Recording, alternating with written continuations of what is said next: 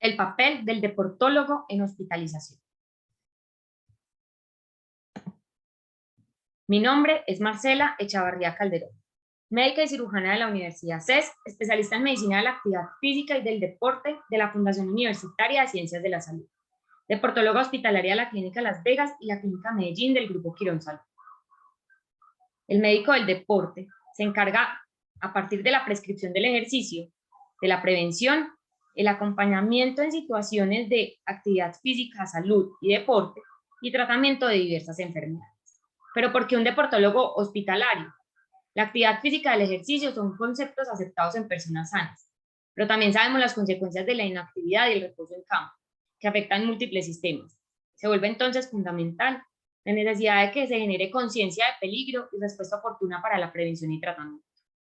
En 1950 se creía que el reposo en cama era el tratamiento ideal para el trauma y las enfermedades, debido a que el descanso fomentaba la curación del área afectada, pero no tenía en cuenta que era dañina para las áreas no afectadas. Es entonces que empieza a aparecer más adelante la corriente del movimiento corporal como estrategia para la independencia funcional, el control postural, la rapidez y seguridad de movimiento, que finalmente se van a traducir en bienestar, autonomía y calidad de vida. Ya que era preocupante tanto para el paciente como para su entorno social que el déficit corporal, social, ocupacional y emocional produjeran un deterioro en la calidad de vida. Aparece entonces el síndrome de desacondicionamiento físico, un concepto que se refiere al deterioro metabólico y sistémico consecuencia de la inmovilización, alteraciones que aparecen en las primeras 24 horas de esta inmovilización y que su magnitud va a estar influenciada por la severidad de la lesión o la enfermedad, la duración del reposo, las comorbilidades asociadas, la edad y el sexo, entre otras.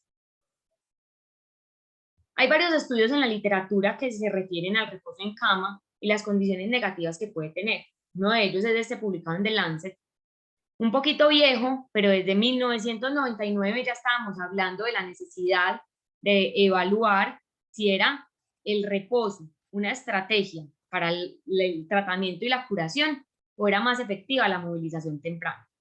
Ellos evaluaron, realizaron una búsqueda en la literatura donde pretendían evidenciar si había beneficio o daño del reposo en cama para cualquier condición. Hicieron búsquedas sistemáticas en Medline y Cochrane y encontraron informes de ensayos controlados aleatorizados de que el reposo en cama versus la movilización temprana para cualquier condición médica, encontrando 15 ensayos que tenían como tratamiento el reposo en cama, no habían mostrado ninguna mejoría significativa y que por el contrario 9 de ellos habían tenido un empeoramiento significativo de alguna de las condiciones. Es entonces que desde hace ya muchos años venimos viendo que es necesario el movimiento como estrategia para evitar estas consecuencias y que las personas crónicamente enfermas o envejecidas o discapacitadas son más susceptibles a esos efectos adversos de la inmovilidad, que pueden tener condiciones que pueden llegar a ser fácilmente prevenibles o tratarse una vez que sean reconocidas. Es entonces que la prevención se vuelve el principio básico de planes de gestión en rehabilitación. Los efectos negativos de la inmovilidad o la inactividad física rara vez se limitan a un solo sistema corporal. Por ejemplo, a nivel músculo-esquelético, puede aparecer atrofia por desuso, pérdida de la fuerza, pérdida de la resistencia, deficiencias funcionales como alteraciones en las actividades de la vida diaria y de la movilidad, dolor, rigidez, incluso osteoporosis. La atrofia por desuso se define como la alteración en el metabolismo y la homeostasis de las células musculares en respuesta a una inactividad muscular. Se va a disminuir el tamaño de las fibras y se va a reducir la masa muscular como el sello distintivo de la atrofia muscular.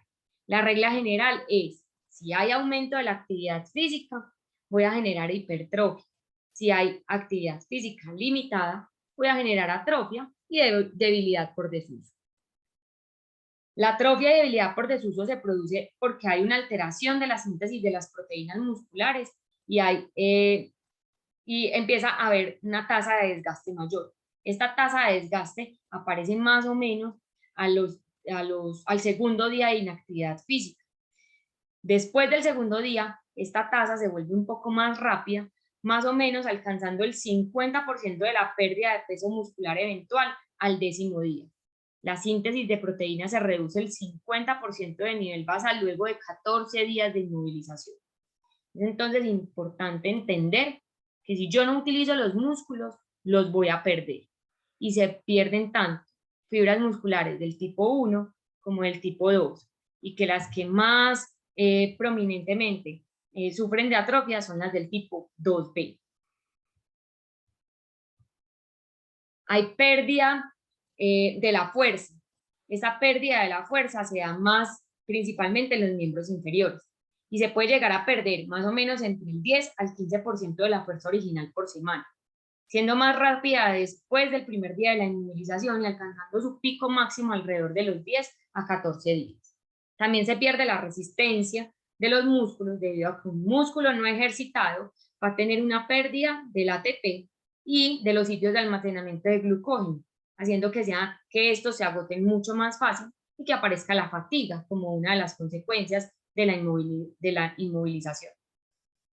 Esta atrofia y debilidad que se produce en los músculos va a tener un impacto en la capacidad de realizar las actividades de la vida diaria, lo que va a llevar a que se produzca aún más inmovilidad y que se pueda llevar a producir posiciones anormales producto de la inmovilidad. Estas posiciones anormales van a llevar a que se produzcan acortamiento de los músculos y aparezcan las contracturas y retracciones que pueden llegar incluso a ser dolorosas. La osteoporosis se produce porque se daña el equilibrio dinámico que hay entre la formación y la resorción. Y esto está influenciado directamente por el estrés óseo y por la pérdida del soporte de peso, que es el principal estrés que va a estimular la formación ósea. La inmovilización entonces va a aumentar la resorción ósea y se sabe que se pierde alrededor del 1% de la densidad mineral ósea vertebral por semana.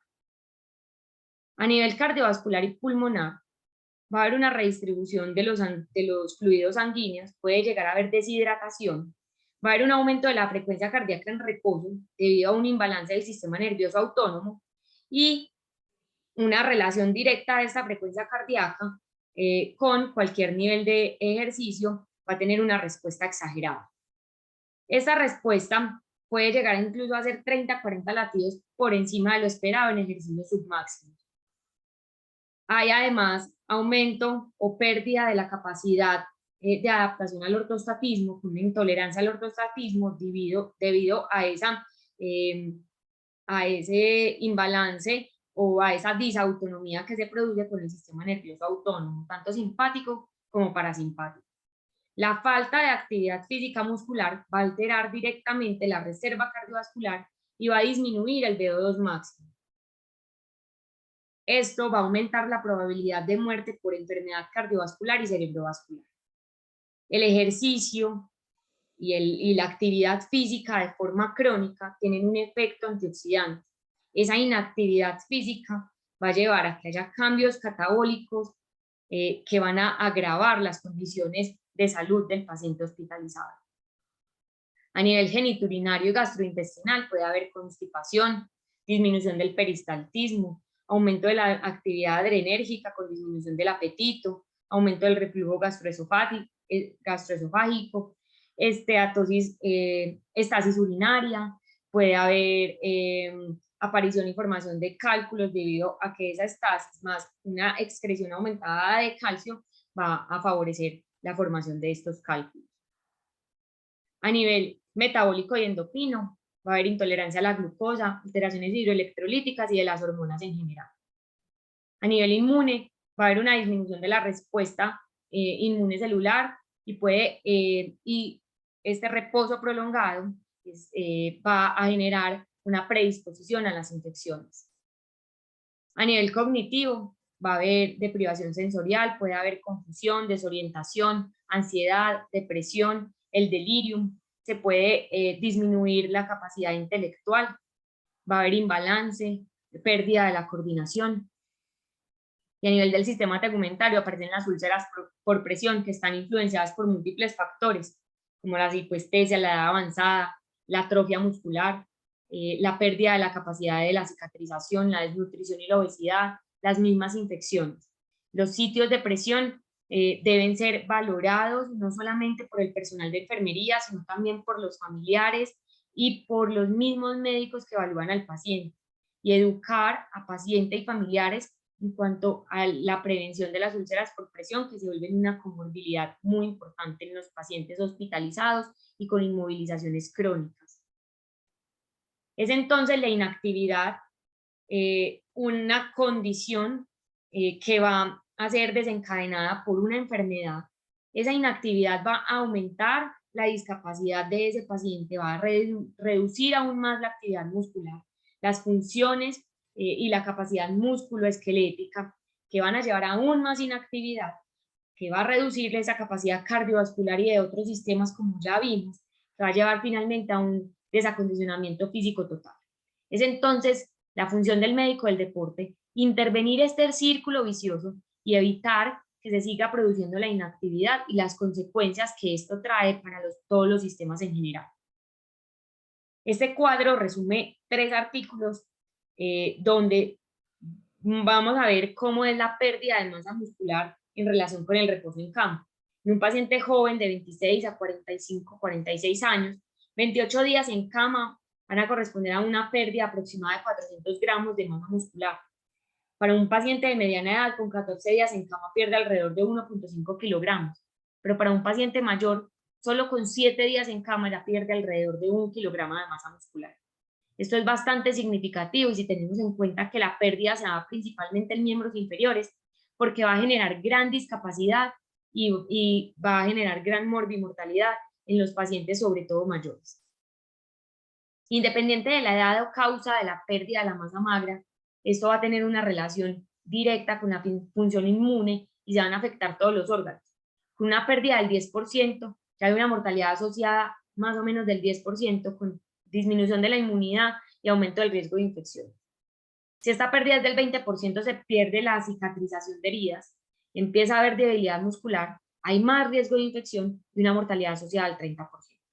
Si por el contrario la pérdida es del 30%, ya ese paciente es demasiado débil para sentarse, empiezan a aparecer las úlceras por decúbito, ya puede aparecer neumonía y hay falta de cicatrización con una mortalidad del 50%.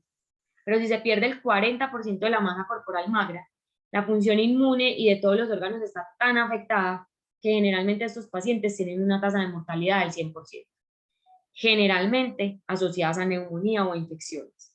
Entonces es bastante importante y bastante significativo tener presente que el músculo termina convirtiéndose en un órgano vital para evitar la mortalidad y las complicaciones que puede traer el reposo y la atrofia del mismo.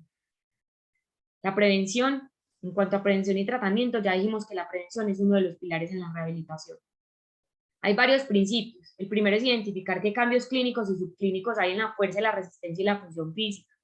Determinar qué condiciones pueden exacerbar esa atrofia o esa debilidad causada por la inactividad, una desnutrición, como una condición aguda que genere estrés aumentado que favorezca el catabolismo.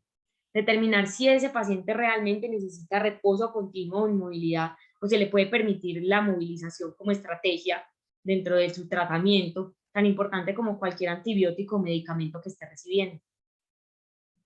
Aparecen entonces las estrategias, donde la primera de ellas es prevenir la debilidad muscular con ejercicios progresivos, tanto de fuerza, flexibilidad y ejercicio aeróbico.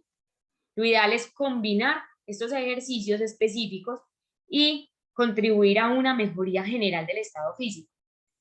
El pilar fundamental es movilizar al paciente lo más rápido posible y hacer que el entrenamiento sea progresivo. Y finalmente, animar a que una vez salgan de la hospitalización, el paciente continúe con sus actividades de ocio, con caminatas, con cualquier actividad física, por lo menos 30 minutos, 3 días a la semana. Una recomendación que aplica para la población general. ¿Qué hacemos entonces en hospitalización? Lo primero es iniciar lo más pronto posible. Idealmente hacer 2 sesiones al día, que duraran 30 minutos cada una, o hacer sesiones espaciadas de cada 2 horas de movilidad. No todas pueden ser dirigidas por un terapeuta, pero sí pueden ser acompañadas por los familiares, quienes se vuelven parte importante en el proceso de rehabilitación de los pacientes. Se deben hacer progresiones según la etapa en la que se encuentra el paciente y su nivel de movilidad y colaboración para la realización de las mismas. La prescripción va a tener en cuenta el estado general del paciente, el estado nutricional, el gasto calórico y el estado cardiovascular. Aquí podemos ver dos ejemplos de pacientes, uno durante hemodiálisis y el otro durante un proceso de hospitalización por una causa respiratoria, en donde los pacientes utilizan diferentes estrategias para fomentar el movimiento y la activación de los músculos. Ambos videos son autorizados por pacientes y familiares.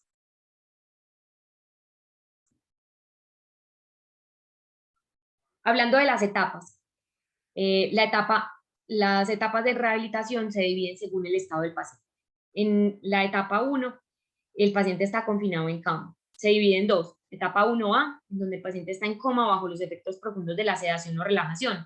En esta etapa nos vamos a enfocar en la prevención mediante la prescripción de férulas y órtesis si son casos muy prolongados de estado profundo de sedación o relajación, las medidas antiembólicas, la movilización pasiva de las articulaciones y los estiramientos pasivos para evitar las contracturas y las retracciones musculares que pueden llegar a incluso a ser dolorosas. Se podría utilizar estimulación sensoriomotora o estimulación bioeléctrica para generar contracción de los músculos. El paciente en etapa 1B es aquel paciente que está consciente pero confinado en cama.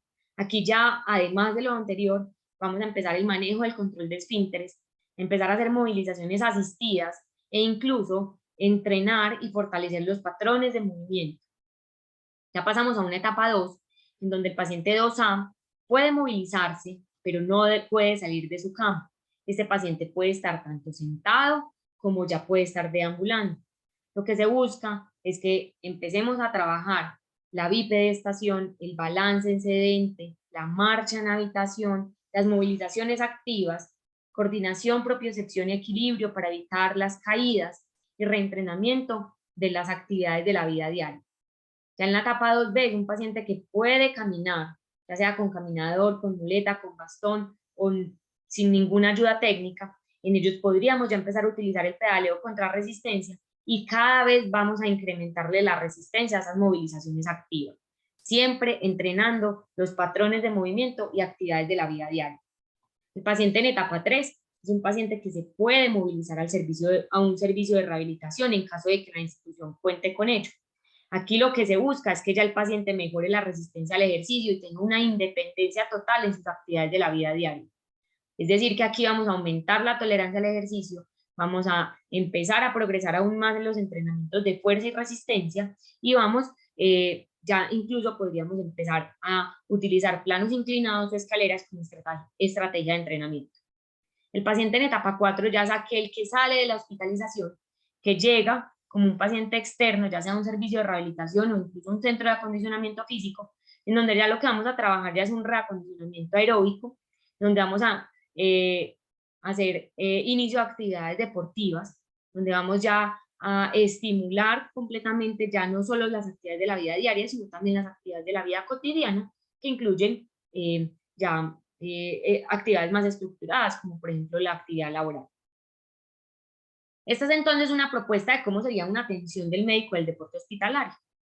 Va de la mano de la evaluación y manejo por el médico tratante, quien identifica un paciente susceptible de indicación para una rehabilitación integral.